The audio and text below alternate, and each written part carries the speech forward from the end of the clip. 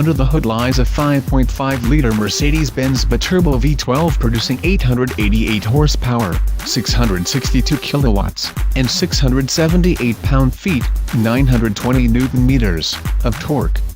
All that power is paired to a 7-speed sequential gearbox and is sent to the rear wheels exclusively. The Tramontana tips the scales at just 2,975 pounds, 1,268 kilograms. Tramontana may not be the most recognizable small auto manufacturer out there, but the Spanish company has been building its outrageous-looking sports car for nearly 10 years now, kicking off production in 2007. At the SEMA show in Las Vegas, the company teamed up with interior specialists at Vilmer to create something that should make even the wealthiest enthusiasts blush.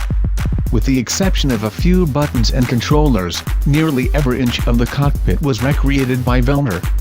The gold accenting on the seats is finished in a lizard-textured leather. The steering wheel, dash, side panels, and even the seatbelt are all finished in gold. The steering wheel and floor mats, meanwhile, are wrapped in a mixture of leather and Alcantara with gold accent stitching to match. The instrument cluster visor even comes finished in Alcantara with gold edging.